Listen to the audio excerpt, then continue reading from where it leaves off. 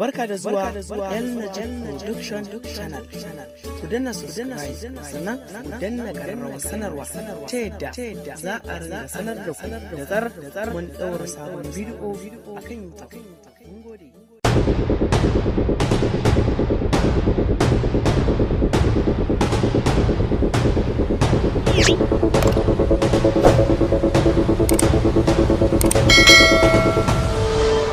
Assalamu alaikum masu sauraro. Gimbiya Sharima ta dubi shugaban dakarun tawaye ta ce akwai jakunkunan kuɗi guda 10 a cikin wannan kogo, ka tura yaranka ciki su ɗebo.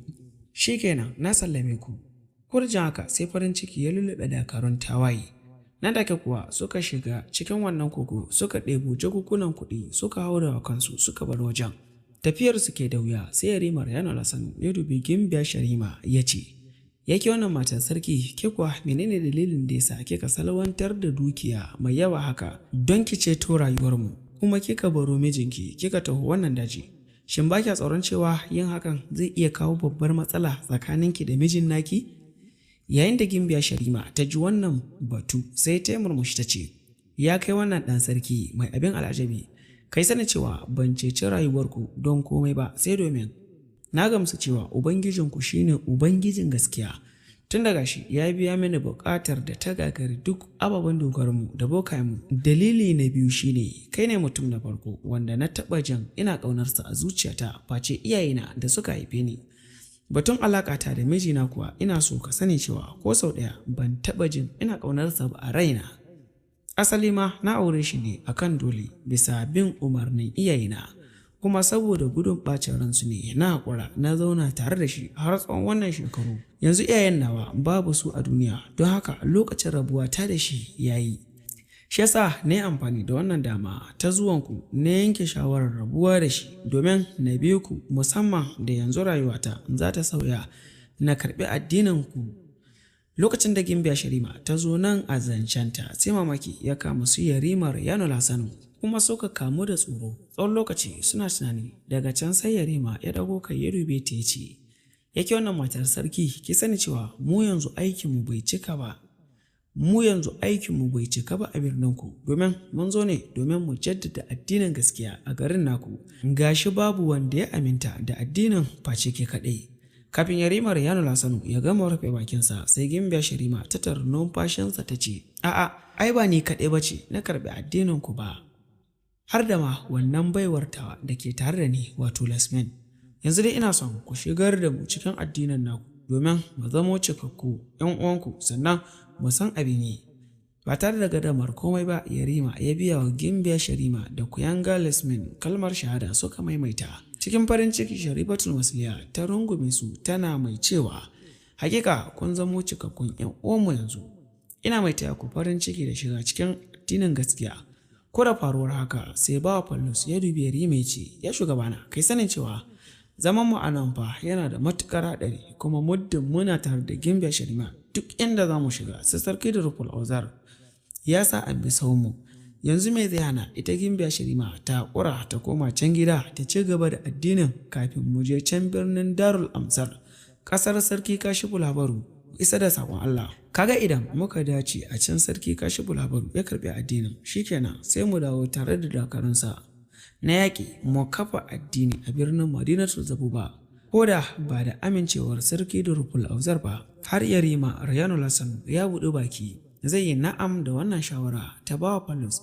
Sai Gimbiya Sharima ta tar numfashinsa ta ce, a yanzu ba zan iya zama ba a birnin Madinatul Zabuba tun da bani da sauran ƴan uwa face ku.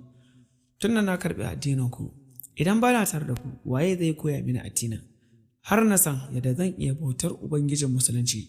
Ina son ku sani cewa daga nan zuwa birnin Darul Amsar tafiya ce ta kwana 3 kacal.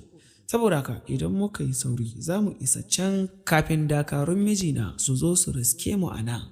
Ko da ji wannan batu sai Yarima Yano Lasanu ya ajiye zuciya sannan ya dubi Gimbiya Sharima cikin murmushi ce, tabbas ba mu da wani zaɓi a yanzu wanda ya fi mu yi amfani da shawararki. Ba tare da ɓata lokaci ba gaba ɗayansu su 5 ɗin suka hau da wakansu suka zabure su cikin matsanancin gudu suka nufi hanyar da za ta kai su birnin Darul Amsar.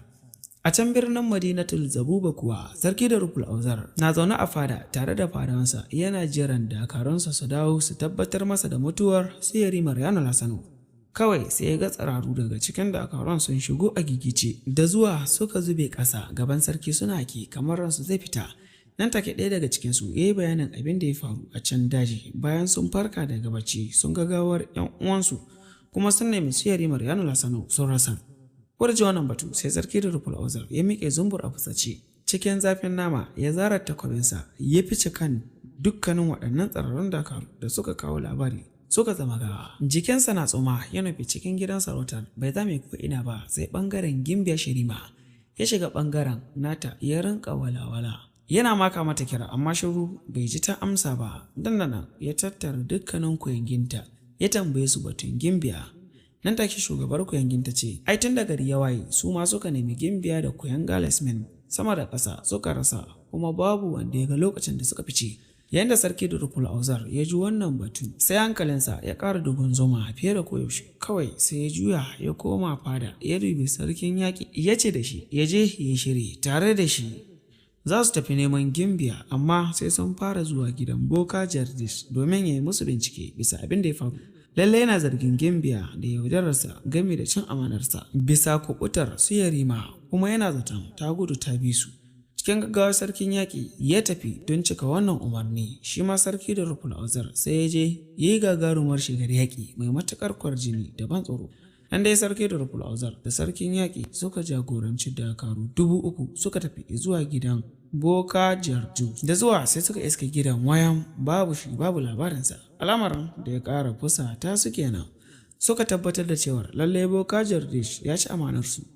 Ba tare da ɓata lokaci ba suka zaburi dawakansu suka nausa cikin daji suka dinga bin sawun dawakan su Yarima da nufin cewa ba za su tsaya ba za su yada zango har sai sun riske su.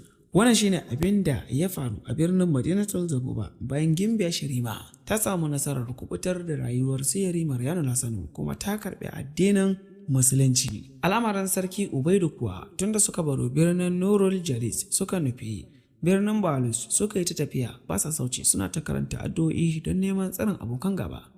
Bisa ikon Allah kuwa sai suka iso birnin Balus lafiyar su kalau ba tare da fuskantar wata matsala ba.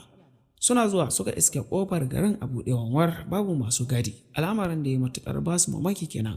Haka dai suka kunna kai ya zuwa cikin gari.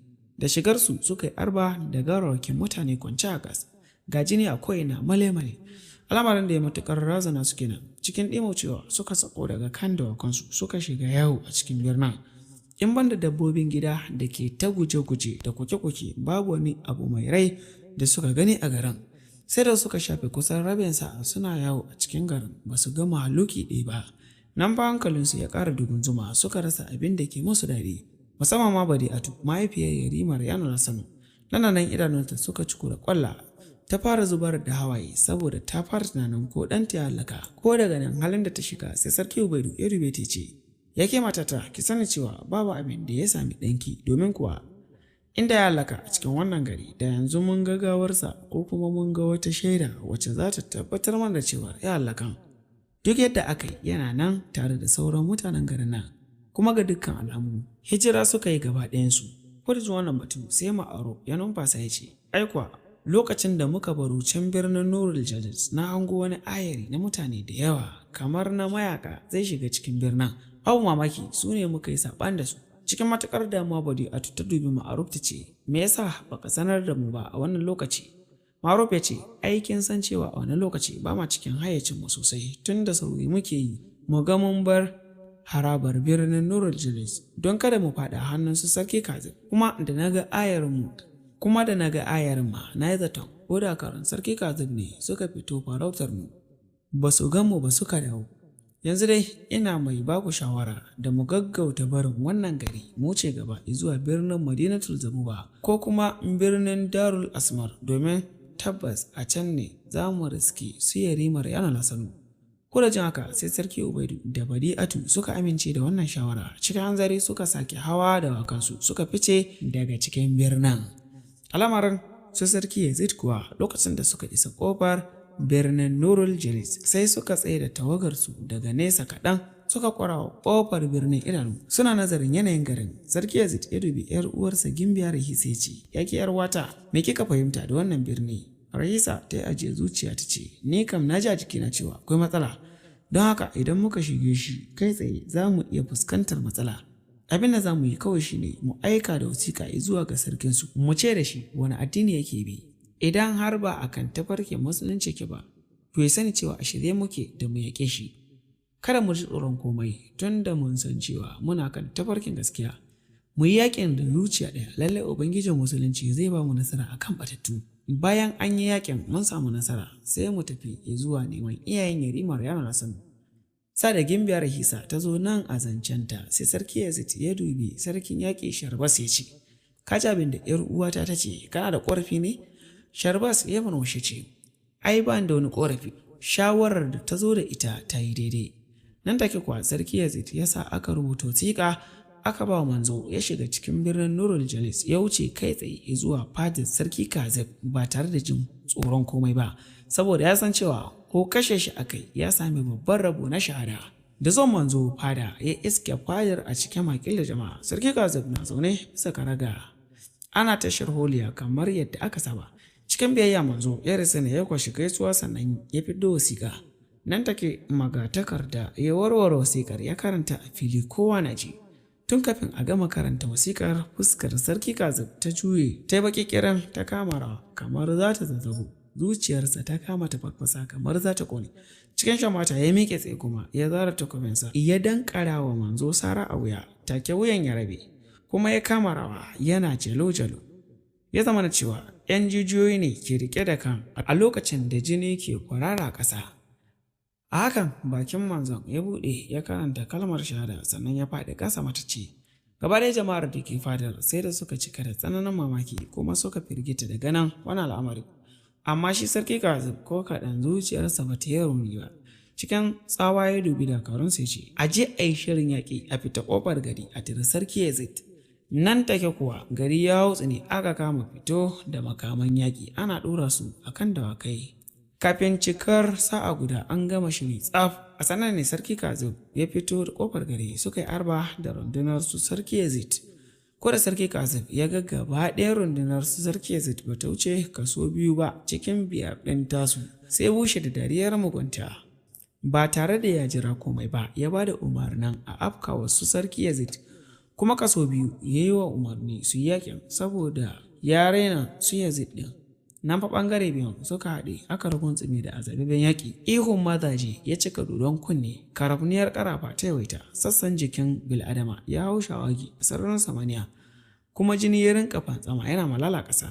Duk wani abu da ke faruwa sarki Kazib da manyan dakarunsa waɗanda yake takama da su na tsaye a can gefe ɗaya suna kallon abin da ke faruwa. Ko sa'a ɗaya ba ta yi ba sai sarki Kazib ya fahimci cewa an yi wa jama'ar mummunar barna, domin a cikin kaso 3 sauran bai fi kaso 1 ba. Al'amarin da ya matuƙar bashi mamaki kenan kuma ya ƙara harzuƙa shi. Ba tare da ya jira komai ba ya zara takobinsa ya kwarara uban ihu ya ba da umarnin a afka su sarki Yazid gaba ɗaya. Ai kuwa nan take hakan ta faru, wuri ya sake hargitsewa, yakin ya sauya salo, ya zama na cewa an fara kare jini biri jini.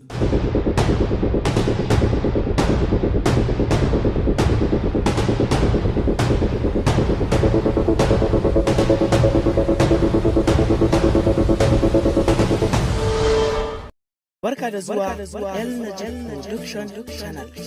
Ku danna subscribe sannan ku danna ƙararrawar sanarwa ta yadda za a rinda sanar da ku da zarar mun ɗaura sabon bidiyo akan YouTube.